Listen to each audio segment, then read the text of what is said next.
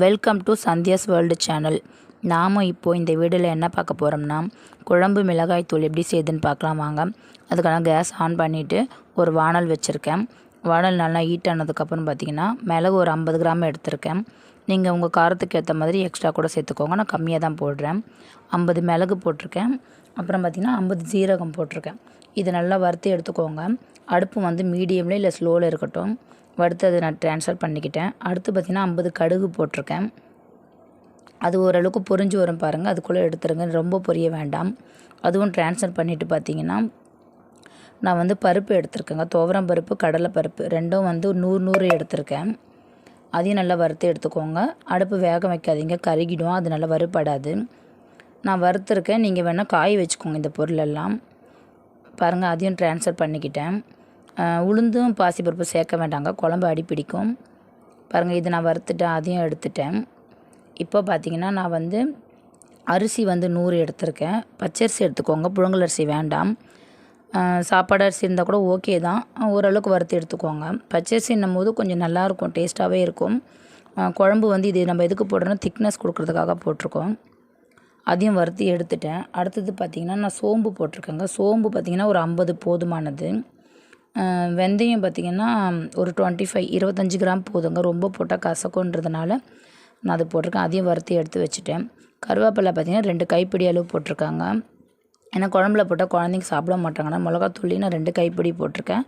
நீங்கள் வேணால் குறைச்சி எடுத்துக்கோங்க. பாருங்கள், நான் அதையும் வறுத்து எடுத்துட்டேன். நீங்கள் காஞ்சி இருந்தால் கூட யூஸ் பண்ணிக்கோங்க, இல்லைன்னா நீங்கள் நிழலில் காய வச்சு எடுத்துக்கோங்க.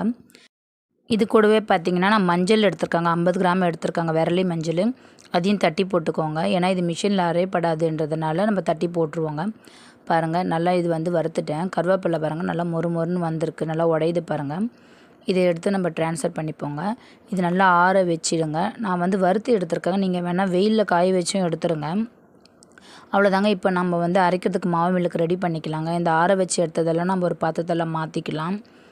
நான் தனியாகவும் மிளகாயும் பார்த்திங்கன்னா வெயிலில் காய வச்சுருந்தேன். அது க்ளீன் பண்ணி பாருங்கள், இது நல்லா உடையிற அளவுக்கு நான் மொறுன்னு வச்சுருக்கேன். இதையும் சேர்த்துருக்கேன். நம்ம ஆற வச்சதையும் சேர்த்துப்போம். இதெல்லாம் சேர்த்துட்டு அப்புறம் மிளகாவும் நல்லா நம்ம அதுவும் உடையிற அளவுக்கு நல்லா நான் காய வச்சுருக்கேன்.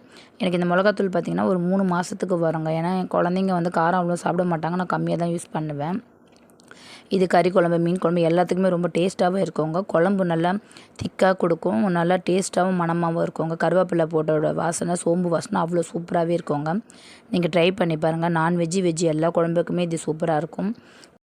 பாருங்கள், நம்ம அரைச்சி கொண்டு வந்துட்டோம். இது ஆல்ரெடி அவங்க நம்மளுக்கு ஆற வச்சு தான் கொடுப்பாங்க. நானும் ஒரு வாட்டி ஆற வச்சுட்டாங்க. சூடாக இல்லாமல் வைங்க, ஏன்னா கருப்பாயிடும் மிளகாத்தூள். அவ்வளோதாங்க, டைட்டான ஒரு கண்டெய்னரில் போட்டு மூடி வச்சிடுறாங்க. இது ரொம்ப நல்லாவே இருக்குங்க. இவ்வளோ நேரம் என்னோடய சேனலை பார்த்தவங்களுக்கு ரொம்ப நன்றிங்க. மறக்காமல் என்னோடய சேனலில் பார்த்திங்கன்னா சப்ஸ்கிரைப் பண்ணுறேங்க, லைக் பண்ணுங்கள், கமெண்ட் பண்ணுங்கள். ஏன்னா டவுட் இருந்தால் எனக்கு கேளுங்க, நான் சொல்கிறேன். அடுத்த வீடியோவில் சந்திக்கலாங்க. நன்றி, வணக்கம்.